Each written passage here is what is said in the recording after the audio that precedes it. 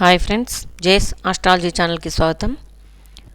ఈరోజు నక్షత్రాల అధిపతులు మరియు అధిదేవతల గురించి తెలుసుకుందాం. వైదిక జ్యోతిష శాస్త్రంలో రాశి చక్రం కంటే నక్షత్ర చక్రానికి అత్యంత ప్రాధాన్యత ఉన్నది.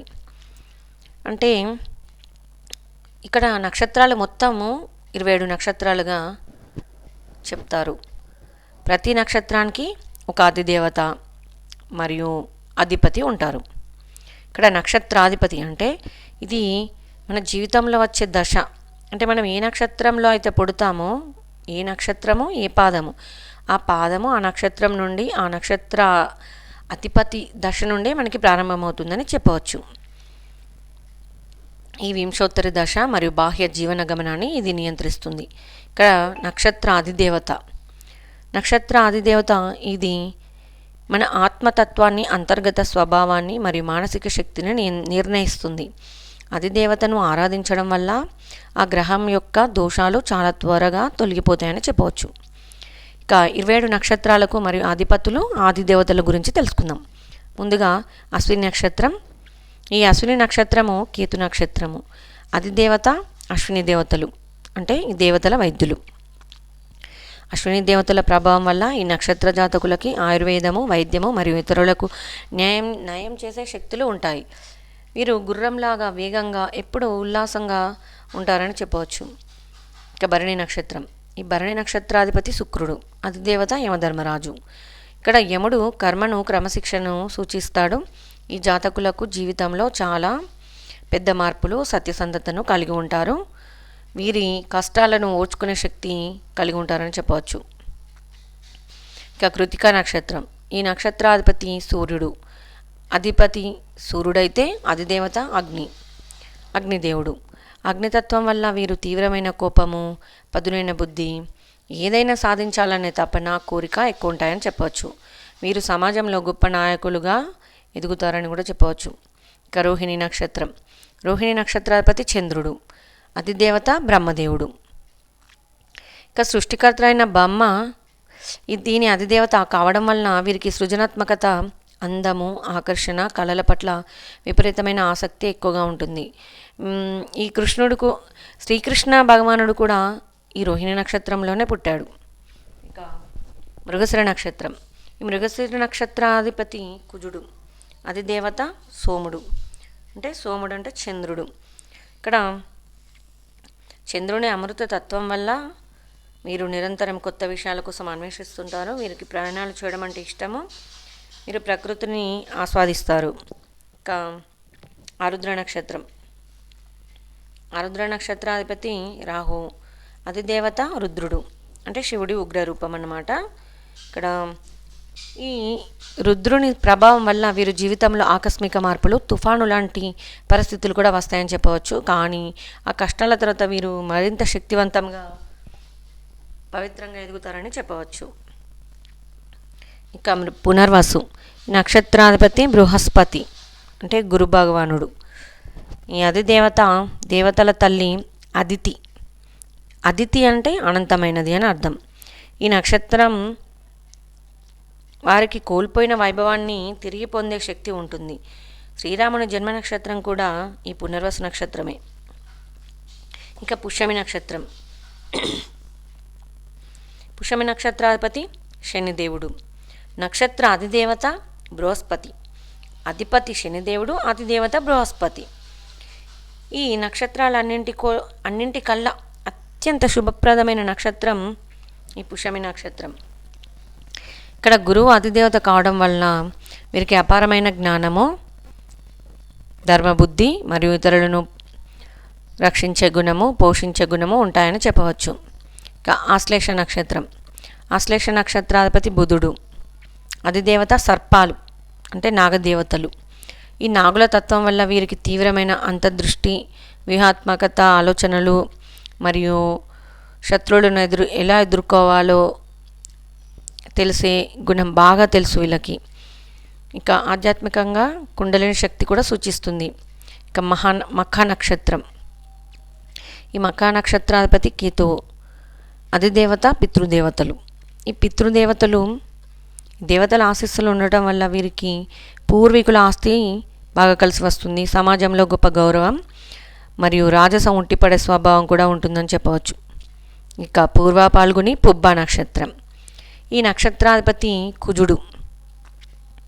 ఈ కుజుడు నక్షత్రాధిపతి పూర్వ పాల్గొనికి శుక్రుడు అధిపతి. దీని అధిదేవత భగుడు. భగుడు అంటే సూర్యుని రూపము, భాగ్యాన్ని ఇచ్చేవాడు. భగదేవుని అనుగ్రహం వల్ల మీరు లగ్జరీ జీవితము, శృంగారము, కళలు మరియు వాహన సౌఖ్యాన్ని సులభంగా పొందుతారని చెప్పవచ్చు. ఇక ఉత్తర ఫాల్గుని నక్షత్రం. ఈ నక్షత్రాధిపతి సూర్యుడు. దీని అధిదేవత ఆర్యముడు, సూర్యునిలో ఒక రూపము. అంటే సూర్యుని రూపము, స్నేహానికి, సమాజానికి అధిపతి. ఇక్కడ మీరు సమాజంలో సత్సంబంధాలు కలిగి ఉంటారు, ఇతరులకు సహాయం చేయడంలో ముందుంటారని చెప్పవచ్చు. నాయకత్వ లక్షణాలు ఎక్కువగా ఉంటాయి వీళ్ళకి. ఇక హస్త నక్షత్రం. ఈ నక్షత్రాధిపతి చంద్రుడు, అధిదేవత సవిత. అంటే సూర్యుడి చేతికి ప్రాణం పోసేవాడన్నమాట. హస్త అంటే చెయ్యి. వీరికి చేతుల్లో ఒక అద్భుతమైన నైపుణ్యం ఉంటుంది. జ్యోతిషం, కళ, శిల్పకళ, వైద్యము లేదా వ్యాపారం వీరు హస్తవాసి కలిగిన వారుగా పేరు తెచ్చుకుంటారు. ఇక చిత్త నక్షత్రం. చిత్త నక్షత్రాధిపతి కుజుడు, అధిదేవత త్వష్ట, విశ్వకర్మ అంటే దేవతల శిల్పి. ఈ విశ్వకర్మ ప్రభావం వల్ల వీరు అద్భుతమైన డిజైనర్లు, ఆర్కిటెక్టులుగా అవుతారు. బాహ్య సౌందర్యానికి, ఫ్యాషన్కు మరియు సృజనాత్మకతకు వీరు ప్రాధాన్యత ఇస్తారని చెప్పవచ్చు. ఇక స్వాతి నక్షత్రం. స్వాతి నక్షత్రాధిపతి రాహువు, అధిదేవత వాయుదేవుడు. గాలి ఎక్కడ ఆగకుండా ప్రవహించినట్లే ఈ జాతకులకు కూడా స్వేచ్ఛ ఎక్కువ కోరుకుంటారు. వీరు గొప్ప కమ్యూనికేటర్లు మరియు వ్యాపారవేత్తలు అవుతారు. ఇక విశాఖ నక్షత్రం. ఈ విశాఖ నక్షత్రాధిపతి గురువు. నక్షత్ర అధిదేవత ఇంద్రుడు, అగ్ని. ఇంద్రుడు మరియు అగ్ని, ఇంద్రాగ్ని.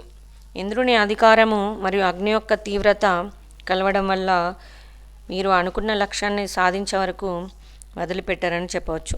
వీరికి పట్టుదల చాలా ఎక్కువగా ఉంటుంది. ఇక అనురాధ నక్షత్రాధిపతి శనిదేవుడు. నక్షత్రాధిపతి శనిదేవుడు, నక్షత్ర అధిదేవత మిత్రుడు. అంటే సూర్యునికి ఒక రూపం, అంటే స్నేహానికి దేవుడు అన్నమాట. ఇక్కడ మిత్రదేవుని బలం వల్ల వీరు ఎక్కడికి వెళ్ళిన మంచి స్నేహితులను సంపాదిస్తారు. విదేశాలలో రాణించడం, టీం వర్క్ చేయడంలో వీరి ప్లస్ పాయింట్ అని చెప్పవచ్చు. ఇక జ్యేష్ఠ నక్షత్రం. ఈ జ్యేష్ఠ నక్షత్రాధిపతి బుధుడు, అధిదేవత ఇంద్రుడు, దేవతల రాజు. జ్యేష్ఠం అంటేనే అందరికన్నా పెద్దది. ఇంద్రుడి ప్రభావం వల్ల వీరు కుటుంబంలో లేదా సమాజంలో పెద్ద స్థానాన్ని లేదా అధికారాన్ని, రక్షణను ఆశిస్తారని చెప్పవచ్చు. ఇక మూల నక్షత్రం. మూల నక్షత్రాధిపతి కేతువు. దీని అధిదేవత నివృత్తి, నాశనానికి లేదా మూలానికి దేవత అని అర్థం. అంటే వీరు ఏ విషయానికైనా లోతుల్లోకి వెళ్ళి పరిశోధిస్తారని చెప్పవచ్చు. జీవితంలో పతనాన్ని చూసిన మళ్ళీ సున్నా నుండి సామ్రాజ్యాన్ని సృష్టించే శక్తి వీరికి మాత్రమే ఉంటుందని చెప్పవచ్చు. ఇక పూర్వాషాఢ. ఈ పూర్వాషాఢ నక్షత్రాధిపతి శుక్రుడు, అధిదేవత అపహ అంటే జలదేవత. నీటి ప్రవాహంలాగా వీరు అపారమైన శక్తిని కలిగి ఉంటారు. వీరిని ఎవ్వరు కూడా ఓడించలేరని చెప్పవచ్చు. వీరు అనుకున్న సాధించే వరకు మొండితనంగా ఉంటారు, పట్టుదల ఎక్కువ అని చెప్పవచ్చు. ఇక ఉత్తరాషాఢ.